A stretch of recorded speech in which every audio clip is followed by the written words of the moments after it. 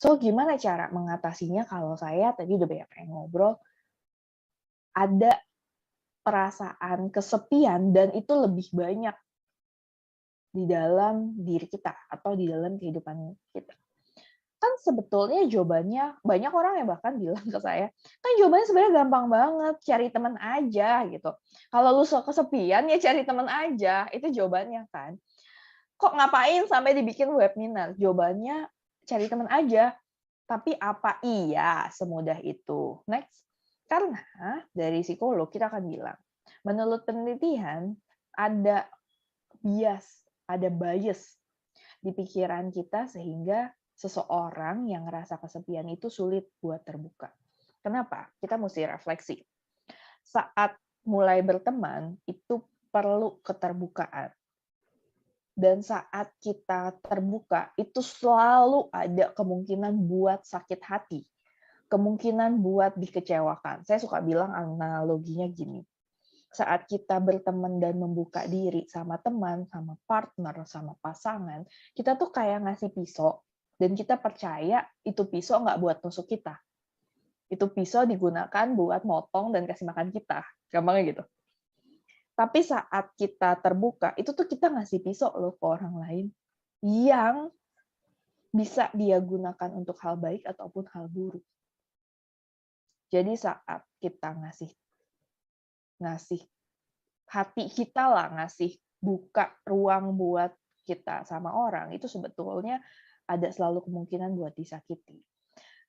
Bias yang dimaksud adalah saat kita ngasih pisau itu, kita tuh nggak pernah merasa orang itu tuh nggak akan menyakiti kita. Kita selalu ketakutan, kita selalu merasa semua orang akan menyakiti kita, sehingga kita merasa lonely. Atau bias itu biasanya diarahkan kepada asumsi. Kita itu nggak berharga loh, kita itu nggak ada orang yang benar-benar bakal paham sama kita, nggak akan ada orang yang sayang sama kita. Sehingga biasanya kita tidak memberikan kesempatan buat orang lain dekat sama kita. Itu yang sering kali terjadi. Jadi pertama adalah kesulitan buat terbuka karena selalu ada ketakutan untuk orang disakiti. Yang kedua adalah kita merasa diri kita tidak pernah berharga sehingga tidak pantas untuk ada orang yang sayang dan orang yang dekat sama kita. Itu yang seringkali terjadi sehingga dia sulit loh buat terbuka. Kok bisa sih ada orang kayak gitu? Banyak hal. Misalnya paling sering adalah kalau kita ngomongin keluarga, dia seringkali dikatai oleh keluarganya, kamu tuh anak yang buruk, kamu tuh anak yang nakal, kamu tuh nggak akan ada temen yang mau temenan sama orang kayak kamu tuh jorok dan lain-lain. Itu secara tidak sadar kita membuat diri kita, ya jangan-jangan saya memang seperti itu ya, ketidakberhargaan. Atau kayak tadi, saat kita terbuka, saat memberikan itu, ternyata ada orang yang menyakiti kita, dan akhirnya kita bias, kayak semua orang sama aja. Itu yang sering kali terjadi. Next. Sehingga perlu keberanian untuk membuat kita itu keluar dari zona nyaman, keluar dari rasa kesepian ini. Oke, sebelum saya sharing mengatasi dari teoritis psikologi, kalau Kak Christine, gimana nih selama ini ngerasa kesepian dan berusaha ngatasinnya gimana? Balik lagi, kalau seperti yang saya tadi bilang ya, kita harus benar-benar bisa tahu dan acknowledge sebenarnya apa sih yang bisa feeding our loneliness gitu loh, yang bisa memberikan kepuasan di saat kita merasakan loneliness itu apa sih gitu. Kalau saya, karena saya sudah bisa bisa acknowledge, saya bisa tahu bagaimana cara mengatasi kesepian saya. Biasanya saya akan cari teman yang menurut saya bisa memuaskan apa yang ingin saya utarakan. Contohnya misalnya saya punya pemikiran-pemikiran tertentu dan saya butuh mungkin di expert atau orang yang memang bisa diajak brainstorming. Saya akan mencari orang itu dan saya akan reach out dan kita ngobrol. Itu salah satu release sebenarnya to feel lonely.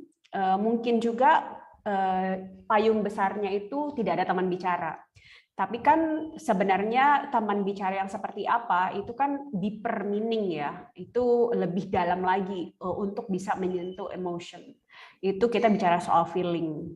Kalau misalnya orang nggak ngerti what we feel dan ketika kita menyampaikan yang ada kadang-kadang malah satu advising, di advice. Kedua malah bisa di-attack balik gitu loh. Lu sih kayak gini-gini gitu loh. Jadinya tuh kita yang dipertanyakan. You don't need that kind of person. Nggak perlu orang seperti itu. Tetapi mostly my loneliness itu dalam hal seperti itu. Kalau misalnya lonely yang cuman di level atas aja, surface saja tuh paling ya, ayo gue mau ngopi nih ya temenin gitu loh. Di sana tuh ngobrol-ngobrol ringan aja itu udah fulfilling gitu loh. It's okay gitu loh. Cuman make sure orang yang kamu ajak itu adalah orang yang tidak kemudian menimbulkan masalah buat kamu. Karena kan tujuannya to have fun dan releasing your problem gitu ya, releasing apa yang kamu rasakan gitu loh. Tapi kalau misalnya end up ketemuan terus ya gitu malah bikin bete, it's like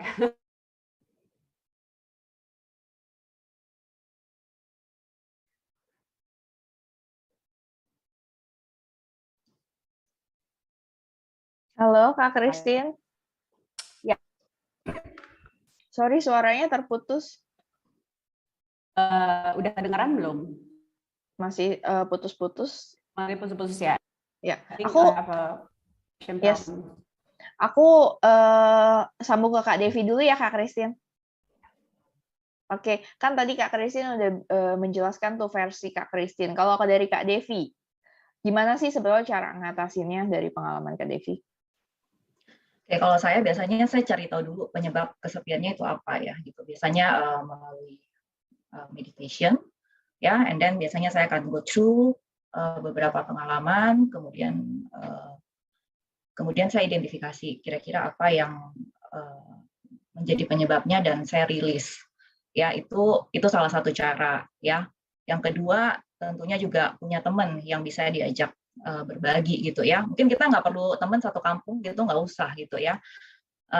Teman yang bisa mengerti kita, yang bisa paham sepemikiran dengan kita dan bisa memberikan dukungan dengan kita, 1-2 orang aja itu cukup gitu loh. Dan itu sudah sangat-sangat menolong. Seperti itu. Terus kalau yang ketiga biasanya dengan ini ya, saya mengisi waktu juga. Kalau yang lonely yang kayak mungkin kadarnya nggak terlalu parah gitu ya, saya ngisi waktu. Kayak tahun lalu pandemi gitu, saya ya karena banyak di rumah, saya malah tadi yang di video itu saya jadi belajar ngelukis gitu ya. Terus tahun ini karena bikin video itu, saya jadi bilang, kenapa saya nggak belajar ukulele ya setelah ini? Ya jadi ngisi waktu dengan sesuatu yang bisa bermanfaat. Oke. Wah, menarik banget nih. Dari sini kita belajar justru kita bisa memahami apa sih yang bikin kita kesepian dari Kak Christine dan Kak Devi.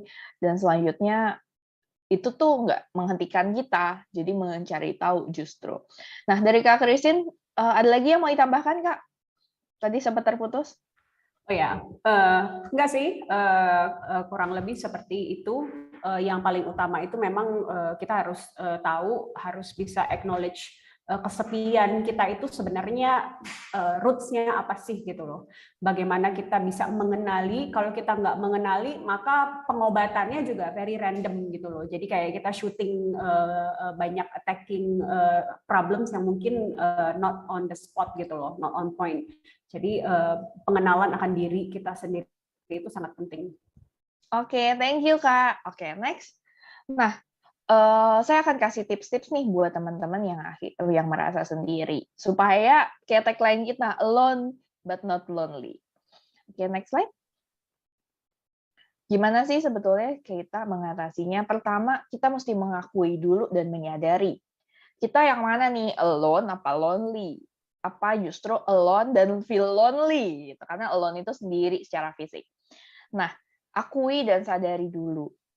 Yang kedua, kita akan saya akan biasanya suruh bilang buat timeline.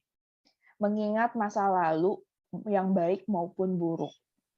Soal pertemanan, soal hubungan apapun, orang tua, hubungan teman, itu akan bantu kita. Bantu apa sih? Kayak tadi Kak Christine dan Kak Devi bilang, bantu menyadari akarnya itu dari mana.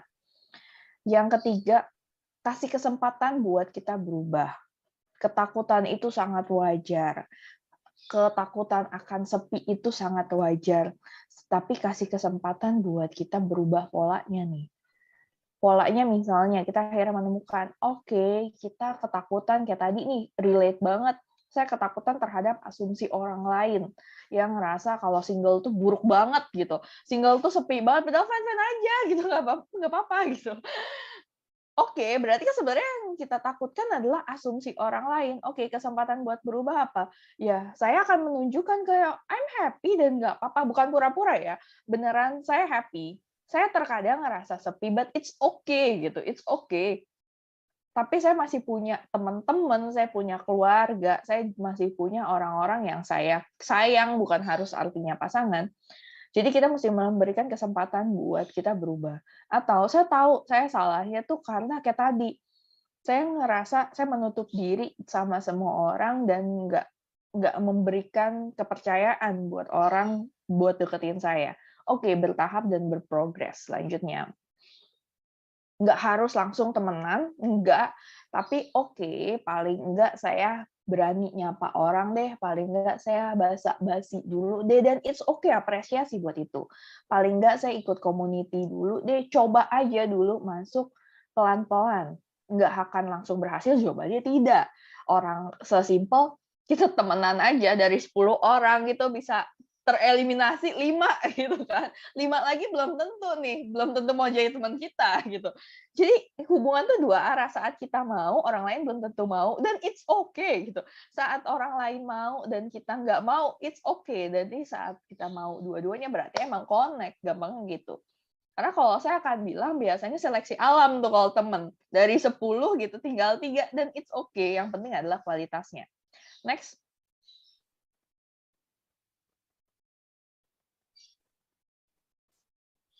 Sekian dari saya dan sharing dari Kak Devi dan Kak Christine. Mungkin saya kembalikan ke Kak Rana. Terima kasih buat teman-teman yang udah menyaksikan.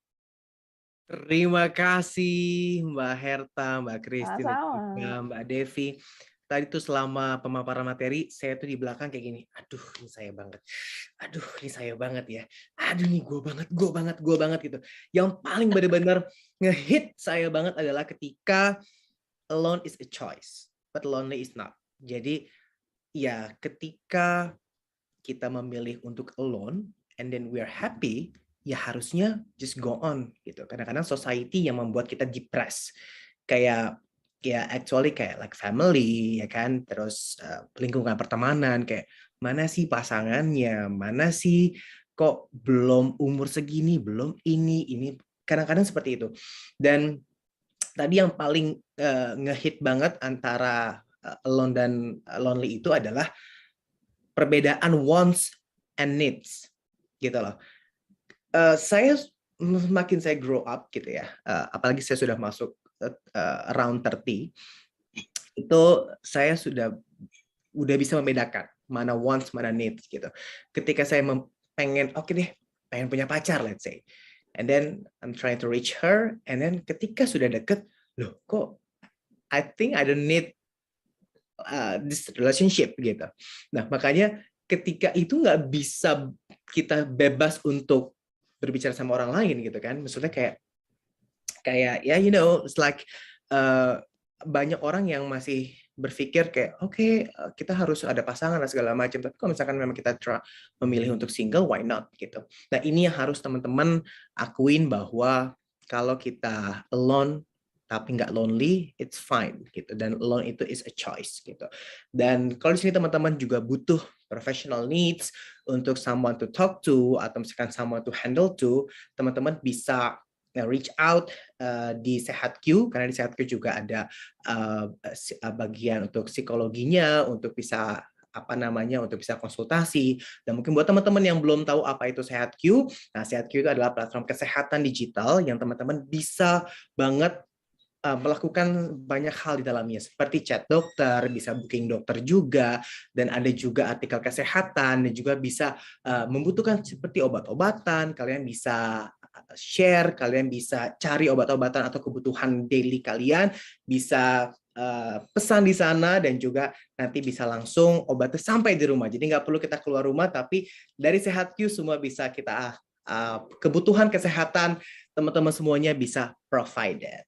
Nah, untuk hari ini juga kita akan buka sesi Q&A. Nah, ada juga nih hadiah untuk yang nanya, ada giveaway. Nah, biasanya kalau webinar ada giveaway itu langsung pada semangat, langsung pada seneng, langsung pada seger gitu ya. Karena giveaway-nya banyak banget nih hari ini. Ada juga giveaway-nya itu sebentar. Aku lihat contekannya dulu ya. Takut salah. Ini sebentar mana ya tadi ya. Langsung banyak yang nanya soalnya. Iya, langsung banyak yang nanya ini. Oh, ini dia. Ada juga giveaway, ada 3 hadiah paket fit long stay dan juga Great ID, serta 3 eksklusif merchandise dari SehatQ untuk 6 peserta dengan pertanyaan terbaik. Jadi tanyalah sebanyak-banyak ya. Nanti pertanyaannya akan dipilih oleh oleh tim. Nanti juga ada nih kesempatan untuk bisa bertanya langsung. Jadi audionya akan segera di-on-kan oleh tim panitia. Oke, untuk pertanyaannya aku sudah cek dulu sebentar. Nah, pertanyaan yang pertama ini dari Jenny Tan. Pertanyaannya adalah, apakah faktor kepribadian mempengaruhi seberapa sering merasakan lonely? Misalnya kepribadian yang cenderung kolerik, sanguin dibanding melankolis. Mungkin Mbak Herta nanti mungkin ditambahkan oleh Mbak Christine dan juga Mbak Devi ya. Silakan. Oke, terima kasih pertanyaannya. Tadi udah saya mention sedikit, kepribadian itu sangat mempengaruhi kebutuhan kita terhadap orang lain. Jadi kebutuhannya. Misalnya orang sanguin adalah orang yang punya kepribadian hidup bebas, suka petualangan, riang, optimis, ya kayak gitu-gitu. Itu punya kebutuhan lebih banyak kumpul sama orang. Nah, itu membantu dia buat berenergi. Jawabannya yes, kepribadian sangat mempengaruhi. Kalau misalnya orang koleris, itu orang yang lebih praktis. Nah, dia orang yang tipe yang ramah dan lain-lain. Kebutuhan sosialnya tinggi.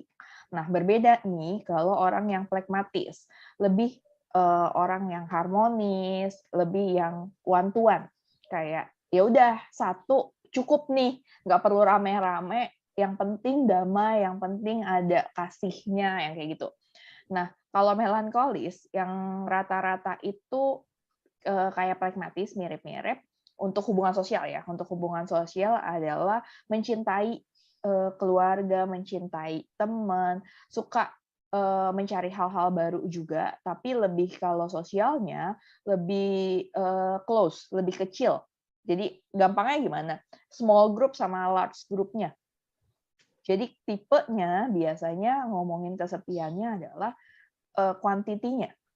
Ini butuh banyak orang buat supaya nggak sepi, atau 2 aja udah cukup nih, kalau dari teori kepribadian yang itu. Kalau teori kepribadian yang ekstrovert, introvert, kayak saya tadi bilang, orang ekstrovert itu butuh yang rame-rame, introvert itu butuh yang lebih sedikit tapi dalam. Biasanya kayak gitu. Oke, semoga menjawab, Mas Rana. Oke, thank you. Mungkin Mbak Christine atau Mbak Devi mau menambahkan? Cukup dulu, mungkin kita jawab yang lain. Oke, siap. Thank you. Nah, kita masuk ke pertanyaan kedua. Ini wow, banyak banget pertanyaan yang sudah masuk ya. Kayaknya pada ngincar giveaway-nya nih ya. Antara juga pengen curhat juga mungkin ya. Oke, ini pertanyaan kedua dari Diandra. Pertanyaannya adalah, banyak orang yang bisa sendiri tanpa merasa kesepian. Apa yang mempengaruhinya? Silakan, Mbak. Mbak siapa nih? Mungkin Mbak Christine, silakan. Diandra, pertanyaan dari Diandra. Oke. Kayaknya ada masalah koneksinya. Mungkin Kak Devi dulu aja. Oke, mungkin Mbak Devi silakan mau menanggapi. Sebentar. Pertanyaannya yang bagaimana? Boleh diulang Banyak sedikit? orang yang bisa sendiri tanpa merasa kesepian. Apa yang mempengaruhinya? Ya banyak hal ya. Tadi ya salah satunya juga karakter seperti itu, dan juga tadi udah dijelasin juga ya needs sama wants-nya seperti apa. Dan itu juga bisa dari fase-fase kehidupan ya. Kalau tadi saya cerita di awal, mungkin di masa remaja, di masa kuliah saya nggak terlalu rasa sepi gitu ya. Meskipun ada sisi seperti itu, ya tapi itu nggak terlalu kadarnya tuh nggak tinggi gitu ya. Begitu juga dengan semakin kerja, semakin kita usia, itu juga mempengaruhi. Kalau sekarang saya udah bisa lebih terbuka gitu loh. Iya, gue kesepian, gue sendiri gitu ya. Dibandingkan dulu mungkin saya lebih suppress my feeling gitu ya. Kalau saya itu sendiri. Kalau sekarang saya udah bisa lebih terbuka, and it's fine to be alone or lonely seperti itu. Dan itu juga proses ya untuk kita mencari tahu dan mengakui kondisi kita. Nah itu juga bisa membantu kita untuk bisa lebih firm di saat kita menjalani kesendirian kita. Seperti itu dari saya. Christine mungkin mau nambahin? Sorry, tadi sempat ke kick out, jadi nggak sempat dengerin. Tapi buat saya, kalau orang yang bisa sendiri tanpa merasa kesepian, itu artinya all the needs are covered, fulfilled ya. Apa yang mereka inginkan dan mereka perlukan itu sudah di-fulfill, sehingga mereka tidak lagi merasa kesepian. Oke. Mbak Herta mungkin mau melengkapi, silakan. Oke. Jadi gini, setiap orang itu kan ada proses perkembangannya. Sesimpel gini, kamu tumbuh di keluarga yang anak tunggal. Kamu terbiasa semuanya itu sendiri. Tapi akan berbeda sama ekstrim aja ya. Kamu punya keluarga dengan 10 bersaudara. Setiap hari tuh rame dan it feels home itu rame. Itu akan sangat-sangat berbeda. Sehingga pada saat kamu tumbuh besar, kamu terbiasa, iya ada yang terbiasa sendiri, ada yang terbiasa rame, dan it's fine. Karena standarnya tiap orang itu sangat berbeda. Kayak kamu biasa makan itu harus sama 10 orang tadi gitu. Sama yang satu, ya emang saya makan tuh sendirian karena mama papa saya kerja, dan it's okay buat itu. Setiap orang akhirnya makin lama makin bertahan tuh. Tingkat ketahanannya akan makin tinggi. Kayak tadi Kak Devi bilang, pada saat proses adaptasinya itu akan sangat berbeda. Pada saat yang tadinya, oh tinggal sendiri sedih banget nih, tapi lama-lama abis itu ngekos 4 tahun masih oke, lebih fine, dan kita akan terus membentuk itu sebetulnya. Jadi apakah perbedaannya bagaimana proses itu terbentuk, dan kualitas hubungan terutama antara ibu sama anak. Bagaimana proses attachment-nya, bagaimana proses pembentukan, kamu secure nggak kalau misalkan orang pergi, but it's okay, dia akan suatu hari akan kembali lagi, itu akan membuat kamu trust. Jadi akan lebih feel safe. Itu akan membantu seseorang itu kenapa ngerasa fine-fine aja kalau sendiri. Oke, nice. Terima kasih untuk jawabannya Mbak Christine, Mbak Devi, dan juga Mbak Herta ya. Nah, kita sambil nunggu pertanyaan selanjutnya, ini aku sambil cari-cari. Buat teman-teman, boleh langsung raise hand yang mau bertanya langsung ke 3 narasumber pagi hari ini. Bisa nanti dibantu untuk dinyalakan audio dan juga videonya, nanti bisa bertanya langsung ya. Boleh langsung raise hand aja kalau ada yang mau bertanya. Nah, sambil menunggu yang raise hand, aku pengen bacain lagi pertanyaan selanjutnya. Ini dari, sebentar. Oke, dari Hasyanti Sukmauli. Pertanyaannya adalah, ketika kita merasa kesepian dan kita mencari cara mengatasinya, pasti ada ekspektasi yang kita harapkan. Lalu, bagaimana cara kita untuk tidak terlalu kecewa dengan hal yang tidak sesuai ekspektasi kita, yang ujung-ujungnya malah membuat kita malas untuk keluar dari kesepian itu, karena hasilnya tidak sesuai dengan ekspektasi kita. Oke, mungkin boleh dijawab dulu untuk Mbak Herta, nanti dilengkapi oleh Mbak Christine dan Mbak Devi. Silakan. Oke, aku ajarin cara how to manage your expectation. Pertama adalah kamu mesti belajar dari masa lalu. Rata-rata kamu tuh seberapa. Misalnya saat kamu ngomong sama orang, ya orang itu nggak akan langsung connect dari kejadian-kejadian masa lalu kamu. Minimal dia basa-basi oke lah 10 menit. Lihat, ekspektasinya adalah saat kita ketemu orang, rata-rata itu 10 menit. Jadi kamu nggak bisa berekspektasi saya langsung ketemu sahabat hari itu juga, best friend forever. Nggak bisa. Kayak tadi, karena rata-ratanya segitu. Sehingga ekspektasi kamu harus di antara rata-rata atau sedikit lebih di rata-rata. Sehingga kalaupun kecewa, dan it's okay. kecewa itu membantu kita evaluasi.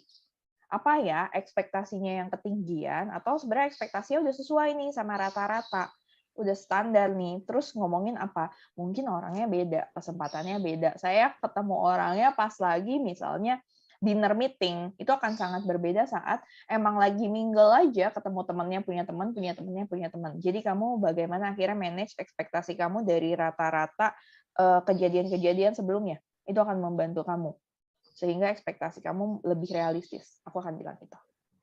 Silakan ditambahkan dari Kak Silakan, Mbak. Devi. Ya, setuju sih. Lower your expectation doesn't mean doesn't mean accept ya sesuatu yang lebih rendah yang sudah distandarkan. Tetapi kadang-kadang kita juga nggak tahu kondisi orang itu pada saat kita ketemu. Jadi stages orang itu kan juga berbeda-beda. Mungkin waktu ketemu orangnya memang lagi nggak fit in many way, emotionally not fit, dan ada banyak permasalahan yang di carry around yang kita nggak pernah tahu. So give a chance. Jangan langsung kemudian kecewa karena tidak sesuai dengan ekspektasi. Dan life is an adventure. Jadi kecewa itu hal yang sangat wajar dan jangan jadikan itu sebagai satu trauma. So try again and again sampai memang dirasa bahwa itu nggak bisa match. Oke, nice. Mbak Devi silakan. Oke, kalau dari saya hampir sama ya, karena kadang-kadang kita nggak tahu situasi orang itu seperti apa. Contoh biasanya kalau pengalaman saya, weekend, itu biasa saya invest sekian waktu saya itu untuk reach out ke teman-teman saya yang lama gitu ya. Saya dulu dibesarkan di kota Makassar, di Surabaya, dan sekarang di Jakarta. Jadi saya punya juga banyak teman-teman di luar kota. Jadi saya weekend itu kadang suka cari mereka gitu. Just to say hey, hi gitu ya. Dan kadang dari 10 chat itu mungkin tidak semua dibalas, bahkan mungkin pada ngebalasnya tuh semua tidak berlanjut ke pembicaraan ya. Tapi it's okay. Kadang orang juga mungkin punya kesibukan yang lain. Pas kita lagi cari, mereka pada sibuk gitu ya. It's okay gitu loh. Give time, nanti lain kali bisa dicoba lagi. Ya, seperti itu. Kadang mereka bukan melupakan kita kok atau mereka meninggalkan kita gitu ya. Memang waktunya aja, timingnya yang pas. Oke, nice. Ya. Thank you, Mbak Devi. Nah, ini sudah ada yang raise hand. Nanti kita langsung saja. Ada Juan Lende. Silakan, Juan. Selamat pagi. Oke, mungkin boleh dibantu untuk unmute. Oke, sudah di-unmute. Silakan, Juan. Halo, selamat pagi. Oke, masih di-mute untuk teman-teman panitia. Boleh tolong dibantu untuk di-unmute dulu. Halo, selamat pagi. Oh, sudah. Oke. Selamat pagi, Juan. Halo, bisa terdengar suara saya? Bisa. Oke, aman. Hai, Juan. Salam Oke, kenal. Salam Apa kenal. kabar? Kabar baik. Oke. Di kota mana, Juan ini? Saya di Yogyakarta. Oke, di Yogyakarta. Silakan pertanyaannya dan nanti akan dijawab oleh narasumber kita. Silakan, Juan. Sebelumnya, perkenalkan sedikit, saya Juan. Saya mahasiswa Universitas Sanata Dharma Yogyakarta di Fakultas Teologi. Baik, terima kasih atas kesempatan yang diberikan kepada saya untuk bertanya. Dan saya kira tema kita hari ini sangat menarik untuk pribadi saya. Kebetulan saya ini adalah mengenal tema tentang diri saya karena saya sendiri. Sendiri tidak berarti kesepian tidak berarti sendiri. Saya adalah calon imam, calon pastor kalau orang Katolik. Mungkin teman-teman yang Protestan atau ya Protestan mungkin mengerti lah, tapi kalau Muslim mungkin belum. Jadi saya memang sendiri seumur hidup. Sehingga saya melihat tema ini sangat cocok dengan saya. Oke, saya mau bertanya tentang alone. Saya merasa kadang-kadang saya itu merasa kesepian juga, merasa kesepian ketika berada di antara teman-teman. Kami memang hidup berkomunitas, banyak teman-teman, tapi kadang-kadang saya walaupun di antara teman-teman banyak, saya tetap merasa kesepian atau merasa sendiri. Namun dalam situasi seperti itu saya berusaha untuk mencari cara atau metode sendiri untuk mengatasi kesepian saya. Kadang saya itu mencari kesibukan gitulah, mengetik atau membuat puisi atau membuat apa sajalah yang membuat saya sibuk untuk mengatasi kesepian saya. Sehingga dalam situasi seperti itu saya tetap merasa ada yang mengisi kekosongan hidup saya. Karena kalau saya tidak berbuat apa-apa, saya merasa kosong. Dan saya menyaksikan ada juga teman-teman yang merasa kosong, sehingga kita melihat mereka itu kebanyakan ngelamun atau apa gitu, pikiran kosong gitu, sehingga saya tidak mau seperti itu. Nah, itu yang pertama. Lalu kalau kita melihat realitas saya sendiri, melihat ada juga orang yang memang sengaja untuk sendiri, sengaja, tapi tidak berarti dia tidak punya teman atau dia tidak punya relasi, tapi dia memang memilih untuk merasa sendiri. Seperti yang dikatakan oleh pemateri tadi, mungkin ya orang-orang yang itu introvert atau apa itu. Dia mementingkan kualitas relasinya, tapi relasinya yang sehat gitu. Nah, pertanyaan saya, gimana kita bisa membanding atau membedakan atau mengidentifikasi kesepian-kesepian seperti itu? Apakah dia ini memang kesepian atau memang merasa sendirian, atau memang dia sengaja untuk menyendiri, tapi dia tidak merasa sendiri? Terima kasih.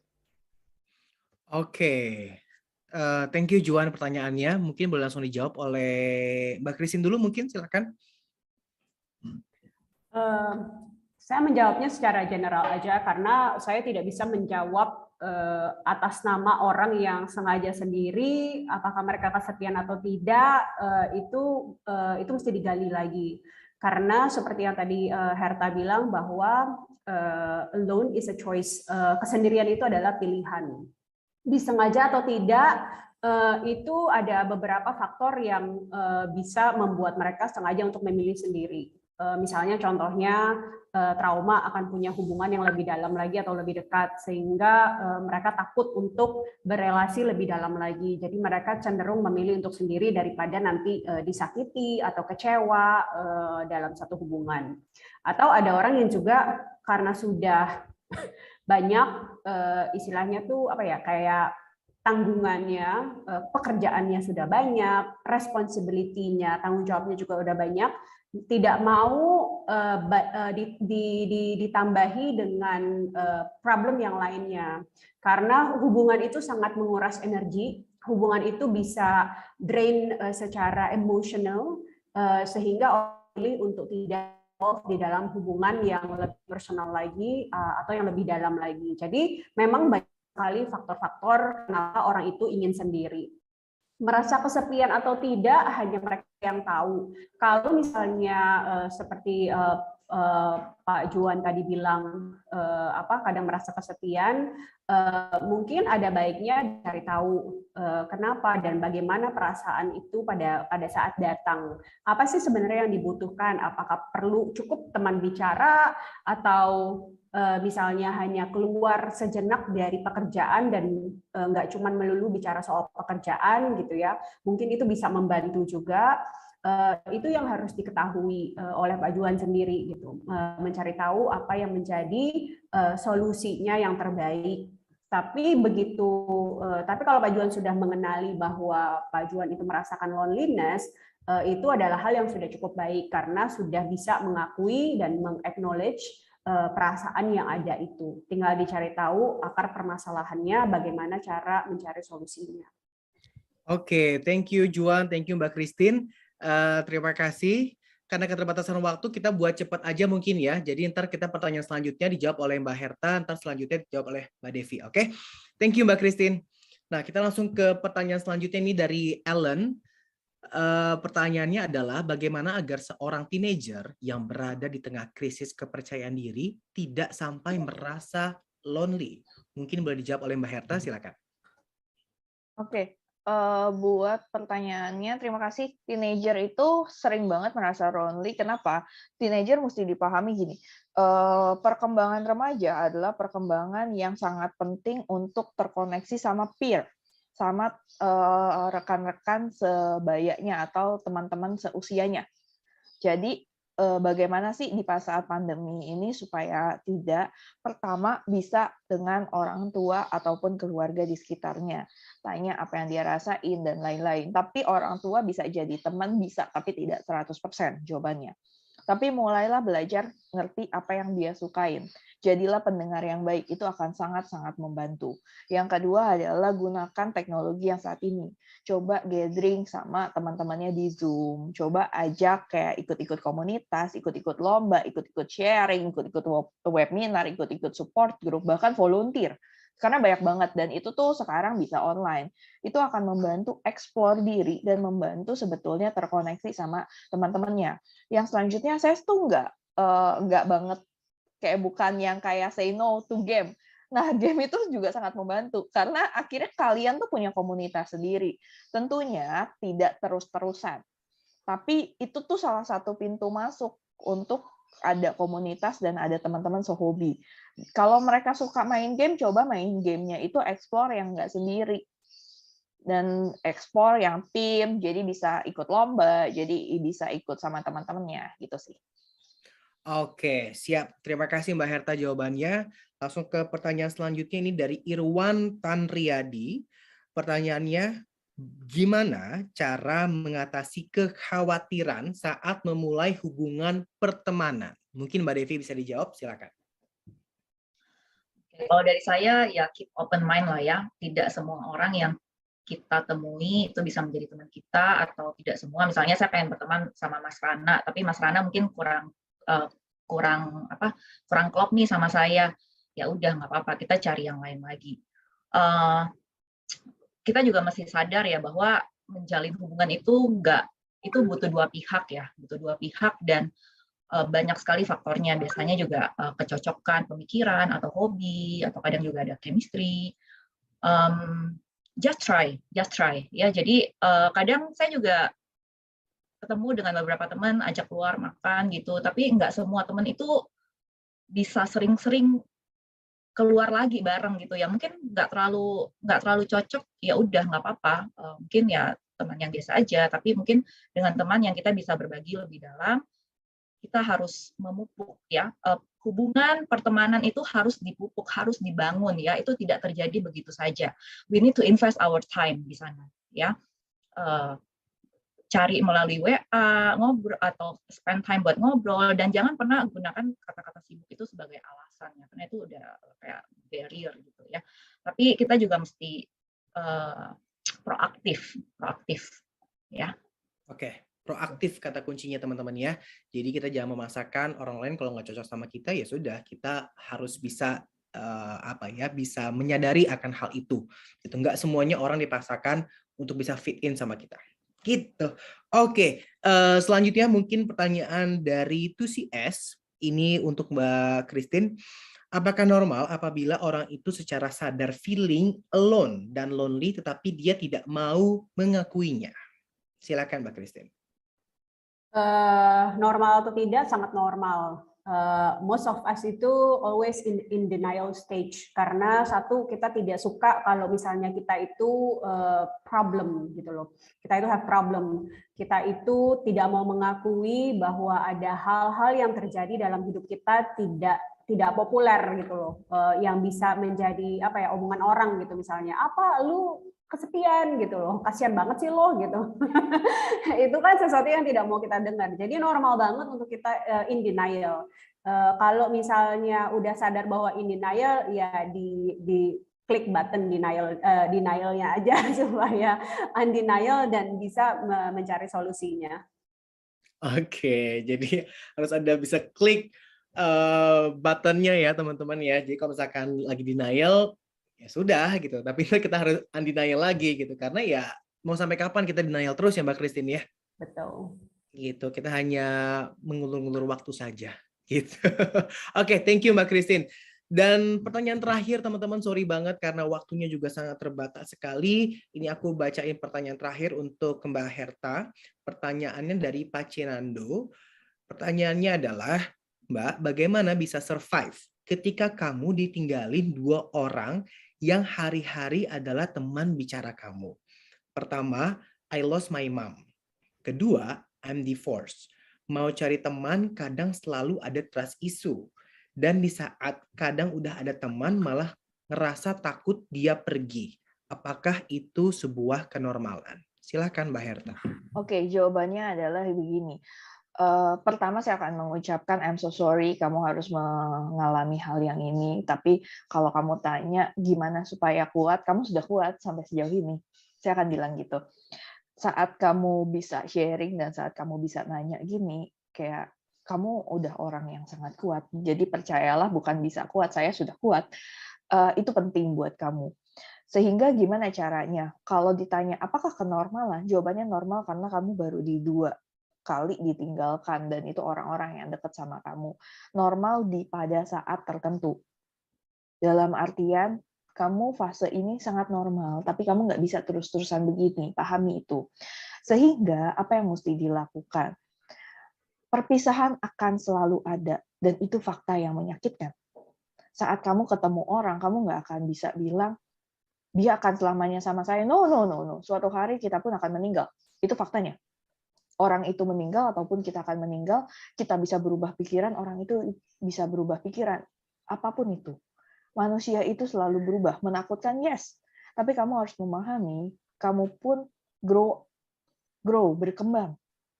Kamu pun bisa beradaptasi, sehingga pada saat kamu bertemu orang, kamu harus memahami, dia bisa meninggalkan kamu, yes, dan kamu juga bisa meninggalkan dia. Tapi bagaimana ya saat supaya sama-sama terkoneksi, sama-sama membangun hubungan yang baik. Itu yang mesti dipikirkan. Sehingga saat kamu terbuka sama orang dan orang itu meninggalkan kamu atau kamu memilih meninggalkan, it's okay, itu bagian dari proses. Tapi kan enggak, kayak saya selalu bilang gini, kita tuh enggak ngelihat kayak film, oke, dari ketemu kamu sama pasangan kamu sama ibu kamu, apakah nggak ada kejadian baik? Mungkin banyak banget kejadian baik yang nggak terhitung. Banyak banget senyuman yang kamu dapatkan dari situ. Jangan karena kehilangan, kamu hanya ngelihat akhir filmnya. Cuma karena set ending, jadi filmnya nggak bagus. Nggak gitu dong.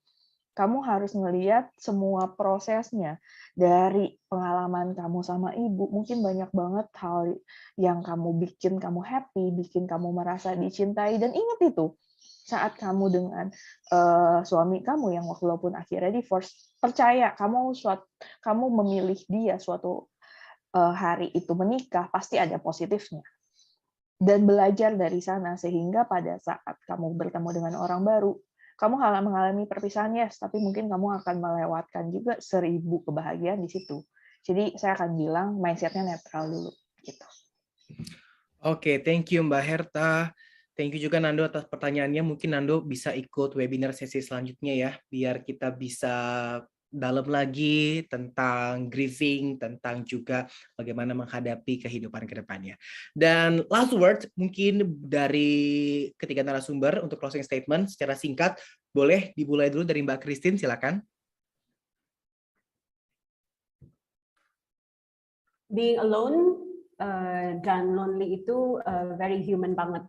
Jadi jangan pernah merasa bahwa ketika Anda merasa sendiri dan kesepian itu sesuatu hal yang negatif, tidak baik, dan malu untuk diakui. Hanya saja ketika kita sudah terjebak dalam loneliness yang berkepanjangan dan menjadi toksik bagi diri sendiri, kita harus mencari pertolongan. Bagaimana kita supaya bisa keluar dari loneliness yang berkepanjangan ini.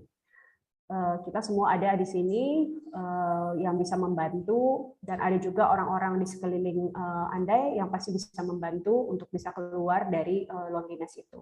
Itu aja sih dari saya. Oke, thank you Mbak Christine. Silakan Mbak Devi.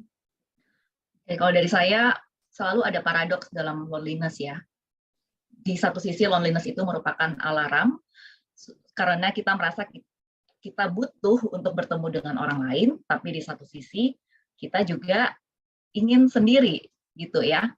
Jadi take your time ya, kapan teman-teman harus merasa sendiri dan kapan alarmnya itu teman-teman udah harus reach out keluar ya. Dan jangan biarkan teman-teman itu loneliness di tahap yang sangat parah itu bisa mengarah ke depresi, ya. Dan kita tahu depresi itu arahnya bisa ke bunuh diri salah satunya, ya. Jadi pada saat seperti itu teman-teman udah harus cari pertolongan, ya. Oke, terakhir Mbak Herta silakan. Yes, aku lagi bingung nih closing statement-nya apa ya? Banyak banget nih. Oke, aku akan closing statement-nya gini, percayalah kepada diri kamu. Apa yang kamu butuhkan dan cari tahu itu. Tapi apa yang kamu butuhkan tidak melulu soal ekspektasi orang lain. Yang penting adalah diri kamu happy. Diri kamu membutuhkan dan mendapatkan itu sesuai kadar yang kamu mau. Saat kamu alone dan fine-fine aja, lakukan gitu. Karena pada akhirnya adalah hidup kamu adalah pilihan kamu. Gitu. Nice banget. Self happiness is important ya. Thank you banget loh untuk Mbak Christine, Mbak Devi, Mbak Herta, dan juga semua teman-teman yang ada di sini. Sebelum kita berakhir, kita foto dulu boleh ya? Aku minta semua nyalain dong untuk kameranya. Oke, kita jalan kameranya sama-sama. Kita akan foto bareng-bareng. Wih, ada Mbak Lina, ada Mbak Hasiati, ada Mbak Ivana, ada Mas Tusi. Nice. Oke, udah semua ready? Oke, aku hitung ya. Ini kita akan 3 kali sesi foto. Yang pertama, silakan. 3, 2, 1. Oke, sesi yang kedua, gaya bebas. Oke. 3, 2, 1. Iya, yang terakhir. 3, 2, 1. Oke, terima kasih semuanya. Boleh kita tepuk tangan dong secara virtual untuk acara pagi hari ini. Dan jangan kemana-mana ya, karena akan ada lagi sesi webinar pada hari ini. Tapi sebelum closing, aku ingin mengucapkan terima kasih nih untuk semua media partner dan juga sponsor yang ada pada pagi hari ini. Yang pertama yaitu ada bekerja sama dengan media partner Fajra Cipta Nirvana. Fajra Cipta Nirvana merupakan biro psikologi yang memberikan layanan psikologi seperti konseling, terapi, assessment, dan terdiri dari psikologi-psikologi profesional dan berpengalaman. Fajra berlokasi di Jakarta Pusat dan di Jakarta Selatan. Yang kedua ada komunitas Wear Sisters. Ya, ini komunitas share, juga ada komunitas Share ID, dan juga sponsor kita pada pagi hari ini ada Vita Longse dan Grade D. Di saat pandemi ini, jaga daya tahan tubuhmu dengan Fit Longse. Dengan teknologi time release, tidak asam di lambung, aman di ginjal, dan bebas gula. Serta konsumsi vitamin D Grade D, tablet kunyah, mudah diserap tubuh, dan fungsi untuk gigi lebih maksimal. Wow, dan juga nanti nih, akan ada webinar Dotimain selanjutnya yang sudah berjalan dari tanggal 11 sampai 13 Februari mendatang, tentunya dengan berbagai tema yang seru dan informatif ya. Tapi kalau besok hostnya bukan aku, tapi nggak apa-apa. Yang penting webinarnya tetap berjalan, tetap seru ya, dan tetap banyak sekali materi-materi yang keren seperti Life Begin at 40 dan juga The Insignificant Time. Wow, keren banget. Dan juga aku pengen ucapkan selamat, congratulations untuk Dotimain yang sudah melakukan peluncuran launching website Dotimain pada hari ini, Sabtu 12 Februari 2022. Dan teman-teman boleh banget nih langsung kunjungi websitenya di www.dotimain.com ya, dan website ini bisa memberi manfaat melalui menu-menu yang ada di dalamnya. Congratulations untuk Mbak Christine, Mbak Devi, dan juga tim Dotimain, keren. Semoga bisa berjaya, tetap bisa memberi inspirasi untuk semuanya. Dan terima kasih juga untuk semua narasumber pada pagi hari ini, Mbak Herta, Mbak Devi, Mbak Christine, dan juga semua kru dari Dotimain dan juga Bicara Project. Terima kasih banyak, dan juga semua partisipannya terima kasih banyak. Semoga kita dalam keadaan sehat, dalam keadaan bahagia, dan dalam keadaan kaya raya. Itu yang penting nomor 3 ya, karena kalau kaya raya pasti semuanya bahagia. Oke, terima kasih semuanya. Saya Rana Raindra pamit undur diri. Sampai jumpa di webinar selanjutnya. Salam sehat dan happy weekend. Bye-bye. Terima kasih. Terima kasih semuanya. Mungkin bisa, happy weekend. Ya, happy weekend. Bisa di-share form feedback-nya, bisa di-share.